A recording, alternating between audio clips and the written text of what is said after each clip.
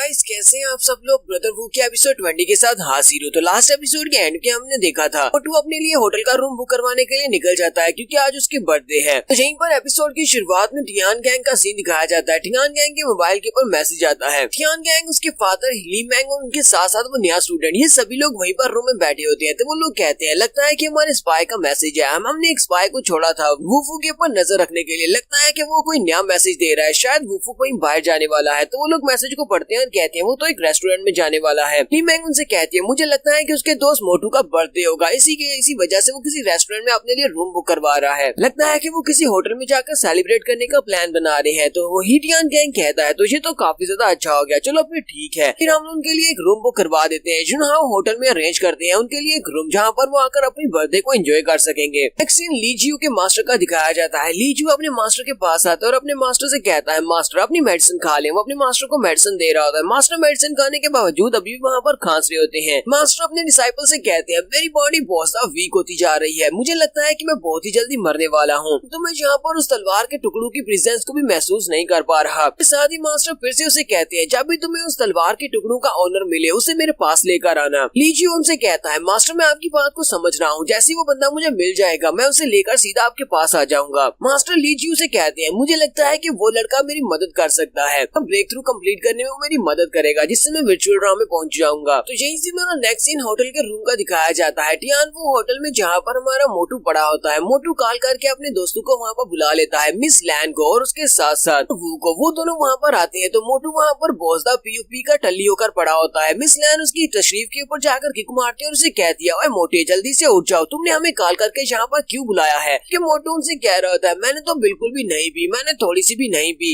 Brother वो भी उसे कहता है चलो जल्दी से बताओ मोटू तुमने हमें यहाँ पर क्यों बुलाया, तुम तो कह रहे थे कि तुम एक होटल रूम बुक करवाने वाले हो जहाँ पर हम लोग तुम्हारी बर्थडे पार्टी को सेलिब्रेट करेंगे, लेकिन तुम अकेले यहाँ पर इस रूम में आकर क्यों पी रहे हो। मोटू से कहता है ब्रदर वो मुझे कुछ भी याद नहीं है कि मैं यहाँ पर इस रूम में कैसे आया और यहाँ पर पी क्यों रहा हूँ। जबकि हस्की की तरफ दिखाते हैं। हस्की अपने मुंह के केक का एक छोटा सा टुकड़ा लेकर वहाँ पर आया होता है और वो उसे टेबल पर रखते हुए मोटू की तरफ देख रहा होता है। मोटू से कहता है जाओहा क्या तुम इसे मेरे लिए लेकर आए हो, कि तुम मुझे मेरी बर्थडे का गिफ्ट दे रहे हो। उसकी भी आगे से वूफ वूफ करना शुरू कर देता है, यानी कि वो उसे गिफ्ट ही दे रहा है। ये लोग कभी इसी रूम में ही होते हैं कि दीवारें हिलना शुरू हो जाती है। प्लान कहती है मुझे लगता है कि यहाँ पर कुछ तो गड़बड़ है, हमें जल्दी से जल्दी इस रूम से बाहर निकलना होगा। ये लोग इस रूम के अंदर ही होते हैं कि उसी वक्त वो दीवारें वहाँ से गायब हो जाती है और दीवारों के गायब होने के बाद वहाँ पर एक बड़ा सा डेजर्ट होता है। ये सभी लोग इस बात से बहुत सा हैरान हो जाते हैं कि ये अचानक से एक डेजर्ट में कहाँ पर आ गए। इस डेजर्ट में ये तीनों अकेले नहीं होते बल्कि वहाँ पर एक मिट्टी का बना हुआ एक बड़ा सा सांप भी होता है। वो बड़ा सा सांप अपना बड़ा सा मुंह खोलता है और उनके ऊपर अटैक करता है। जबकि ये तीनों उसके अटैक को अवॉइड करते हैं। वो लोग कहते हैं ये क्या, यहाँ पर तो एक बड़ा सा स्नेक भी निकल आया। जहाँ पर इस रूम के अंदर किसी ने इल्यूजनरी फॉर्मेशन को सेटअप किया हुआ है। कोई ऐसा मास्टर है जिसको इल्यूजन फॉर्मेशन बनाना आती है। बड़ा सा स्नेक बार बार उनके ऊपर अटैक कर रहा होता है। मोटू चिल्लाकर उसे कहता है ब्रदर वो प्लीज कुछ करो, ये स्नेक तो हमें खा जाएगा। तो वक्त हस्की बड़ी स्पीड से आगे बढ़ता है। हस्की वहीं पर खड़े खड़े अपने आप को ट्रांसफॉर्म कर लेता है और वो एक बड़ा सा वुल्फ बन जाता है और जंप करते हुए स्नेक की गर्दन के ऊपर काट लेता है और उस स्नेक बेचारे की गर्दन को तोड़ देता है। सभी लोग जो देखकर बहुत ज्यादा हैरान हो जाते हैं और स्नेक को मारने के बाद हस्की फिर से वापस से नॉर्मल हो जाता है। मोटू हस्की से कहता है हस्की तुम तो वाकई में बहुत ज्यादा अमेजिंग हो, तुम तो शायद में बड़े हो सकते हो। वो कहता है ये तो काफी ज्यादा कमाल की बात है, मुझे नहीं पता था कि वो स्पिरिट स्टोन्स तुम्हारे पर इस तरह काम करेंगे, तुम तो वाकई में काफी ज्यादा मददगार साबित हुए। इस फॉर्मेशन को जिस बंदे ने बिछाया होता है वो वहीं पर नीचे वाले रूम में होता है। ली मैंग उसके साथ होती है। वो लोग वहीं पर नीचे से ये सब कुछ देख रहे होते हैं। फॉर्मेशन वाला कल्टीवेटर कहता है इस लड़की का तो कुत्ता भी इसके जैसा ही बहुत ही पावरफुल और बहुत ज्यादा एबनॉर्मल है। ली मैंग कहती है मुझे तो बिल्कुल भी पता नहीं था कि इसका कुत्ता भी इतना पावरफुल है, आखिर इसने अचानक अपने डॉग को इतना पावरफुल कैसे बना लिया। कल्टीवेटर कहता है इस बात से क्या फर्क पड़ता है चाहे उसका कुत्ता कितना ही स्ट्रॉन्ग क्यों ना, वो अभी भी मेरी इल्यूजन फॉर्मेशन के अंदर फंसे हुए हैं, जब तक वो मेरी फॉर्मेशन के अंदर है मैं उनके ऊपर बार बार अटैक कर सकता हूँ। तो उस बड़े से स्नेक को मारने के बाद वो तीनों सामने की तरफ देख रही होती है। वहाँ पर सामने दूर दूर तक सिर्फ डेजर्ट दिखाई दे रहा होता है। मिस लैन कहती है अब हम लोग क्या करेंगे, हम लोग इस रूम से बाहर कैसे निकलेंगे। तो कहता है हो सकता है कि हम लोग अभी भी इसी रूम के अंदर ही हूँ। तो वहाँ पर वो टेबल वहीं पर होता है जो टेबल वहाँ पर पहले पड़ा हुआ था। उनकी दीवारें सिर्फ डेजर्ट बनी है लेकिन वो टेबल वहीं पर है। वो कहता है लगता है कि हम लोग वॉल्स ऑफ फैंटेसी नाम की किसी फॉर्मेशन के अंदर फंसे हुए हैं। ये रूम वैसे का वैसा है लेकिन इसके इर्द गिर्द जितने भी वॉल्स थी वो सारी की डेजर्ट बन चुकी हैं। वो कहता है इस फॉर्मेशन को तोड़ने का सिर्फ एक ही तरीका है, हमें यहाँ पर रियल वर्ल्ड से जुड़ी किसी चीज को ढूंढना होगा, जैसे कि वो सामने पड़ा हुआ टेबल जो कि हमारी असली की दुनिया से जुड़ा हुआ है। अगर हम इसको तोड़ देते हैं तो हम लोग इस फॉर्मेशन को तोड़कर यहाँ से निकल सकते हैं। हमारा वुफू आगे बढ़ता है, जाकर उस टेबल के ऊपर एक पंच मारता है। जैसे वो उस टेबल के ऊपर ऊपर पंच मारता है तो वह टेबल टूट जाता है और उस टेबल के टूटने के साथ एनर्जी सर्ज इतनी ज्यादा होती है नीचे का छत भी टूट जाता है। तो कल्टीवेटर और ली मैंग जो कि नीचे वाले रूम में खड़े सब कुछ ऑब्जर्व कर रहे होते हैं। ऊपर वाली छत के टूटने की वजह से वो सारी छत नीचे आकर गिरती है। इस बात से वो दोनों काफी ज्यादा हैरान हो जाते हैं। इसके टूटने के साथ ही हमारा वो भी ऊपर से नीचे आ जाता है। वो रूम में नीचे वाले रूम में आता है और सामने की तरफ देखता है और कहता है ली मैंग तुम यहाँ पर हो, पता है कि ये सब कुछ तुम्हारे ही प्लान किया हुआ है। तो अब मुझे पता चल गया कि ये सब कुछ तुमने और हीटियन गैंग ने किया है, तुम दोनों मिलकर ये सब कुछ कर रहे हो। ली मैंग उसे कहती है तो इस बात से क्या फर्क पड़ता है कि तुम्हें इस बारे में पता चल गया कि ये सब कुछ क्या हो रहा है, लेकिन फिर भी तुम यहाँ पर मरने वाले हो। वो उसे कहता है ये वाले सेंटेंस सुनने के बाद मैं काफी ज्यादा पक चुका हूँ। बार बार सभी लोग मुझसे यही कहते हैं कि मैं मरने वाला हूँ या फिर वो मुझे मार डालेंगे। जबकि वो दूसरा कल्टीवेटर जिसने इल्यूजन फॉर्मेशन को क्रिएट किया था वो अपनी तलवार पे हाथ रखता है और वो से कहता है लड़की अगर तुम जिंदा रहना चाहती हो तो वो डिवाइन स्वर्ड हमारे हवाले करो, जहाँ से चले जाओ मैं तुम्हें जिंदा छोड़ दूंगा। मिस लैन भी नीचे वाले रूम में उतर आती है। वो उस लड़के की तरफ देखती है और वुफू से कहती है तुम्हें बोझदा होशियार रहना होगा। इस बंदे का नाम जू टोंगटियान है और ये हमारे यूनाइटेड सिटी का काफी पावरफुल कल्टीवेटर है। हमारा वुफू मोटू की तरफ देखता है और मोटू से कहता है तुम हस्की को अपने साथ लो और वहाँ पर जाकर कॉर्नर में छुप जाओ। तुम्हारे पर कोई खतरा हुआ तो वो हस्की तुम्हें बचा लेगा। वो हस्की को लेता और भागता हुआ कॉर्नर पर चला जाता है। टोंगटियान जल्दी से अपनी स्वर्ड को सामने की तरफ करते हुए फिर से एक फॉर्मेशन को ओपन करता है और उनसे कहता है चाहे तुम लोग यहाँ से कहीं पर भी जाकर छुप जाओ, तुम लोग यहाँ से भागकर तो नहीं जा सकते। तुमने मेरी फॉर्मेशन को तो तोड़ दिया लेकिन तुम यहाँ पर बच नहीं पाओगे। साथ ही वो फिर से वहाँ पर अपनी फॉर्मेशन को क्रिएट करने की कोशिश कर रहा था। जबकि हमारा वुफू अपनी स्टार स्वर्ड को निकालता है और उसे कहता है चलो मैं तुम्हें दिखाता हूँ कि इल्यूजन फॉर्मेशन क्या होती है। वो वहाँ पर अपनी इल्यूजन फॉर्मेशन को क्रिएट करता है। हमारा वुफू पर हवा में चला जाता है जबकि उसके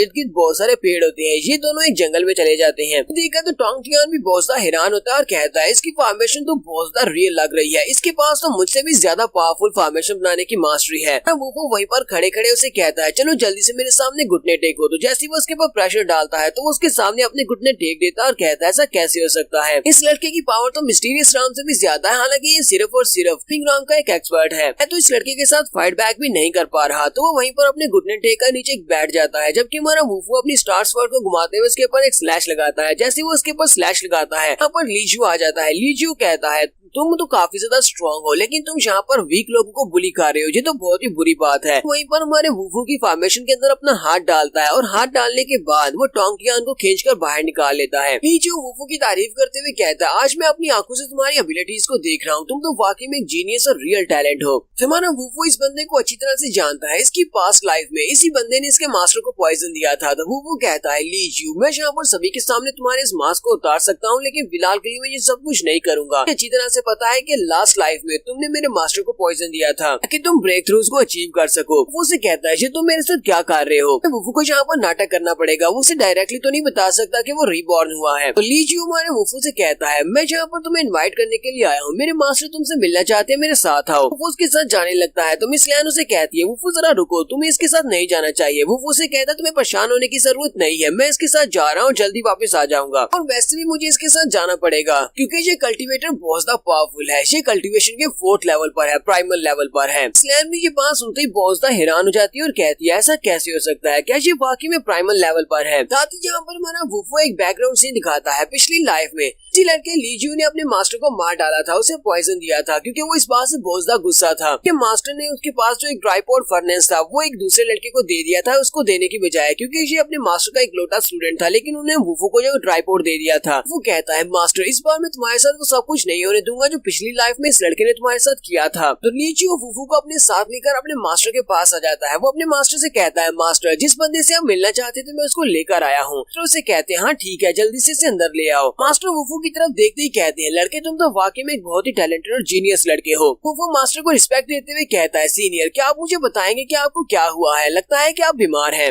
मास्टर से कहते हैं हाँ मेरी बॉडी बहुत ज्यादा वीक होती जा रही है, मुझे ब्रेक थ्रू की जरूरत है, मैं डाउ राम में कदम रखना चाहता हूँ लेकिन मैं फिलहाल के लिए ब्रेक थ्रू नहीं कर पा रहा। तो वुफू मास्टर की तरफ देखने के बाद उसे कहता है मास्टर तो आप यहाँ पर ब्रेक थ्रू करने की कोशिश कर रहे हैं लेकिन मुझे नहीं लगता कि इस वक्त आप ब्रेक थ्रू कर पाएंगे क्योंकि इस वक्त आपके पास इतनी ज्यादा कल्टीवेशन नहीं है। मास्टर से कहते हैं क्या तुम्हें किसी और तरीके के बारे में पता है जिससे मैं ब्रेक थ्रू को जल्दी से कंप्लीट कर पाऊँ। वो मास्टर से कहता है हाँ मास्टर इसके अलावा और भी तरीके हैं। जल्दी से साइड पर जाता है जहाँ पर एक छोटा फर्नेस पड़ा होता है। वो उनसे कहता है मुझे यहाँ पर इस रूम के अंदर इंटर होते हुए काफी सारी सेंट आ रही थी, लगता है कि आप यहाँ पर कुछ मेडिसिन पिल्स बना रहे हैं। वुफू जाकर उस फर्नेस को चेक चेक कर रहा होता है कि उसके अंदर कौन सी मेडिसिन पड़ी है। वो मास्टर से कहता है, सीनियर आपकी बॉडी इस वक्त बहुत ज्यादा वीक है, मुझे लगता है कि आपकी एज काफी ज्यादा हो चुकी है, इसी वजह से आपकी बॉडी बहुत ज्यादा वीक हो चुकी है। मास्टर भी उसकी बात सुनने के बाद काफी हैरान होते हैं और कहते हैं, इस लड़के ने यहाँ पर मेरी फिजिकल कंडीशंस को देखकर ही जज कर लिया कि मैं बॉडी काफी ज्यादा वीक है, क्योंकि मैं काफी ज्यादा बुढ़ा हो चुका हूँ। ऊपर से इस लड़के को देखकर मुझे यहाँ पर फेमिलियरिटी को महसूस हो रही है, जैसे कि मैं इस लड़के को पहले से जानता हूँ। तो यहाँ पर हम लोग अपनी एपिसोड 20 का एंड करेंगे। एपिसोड की एक्सप्लेनेशन अच्छी लगी हो तो कमेंट करके जरूर बताइएगा। चैनल को सब्सक्राइब कर दें, वीडियो को लाइक और शेयर कर दें। शुक्रिया।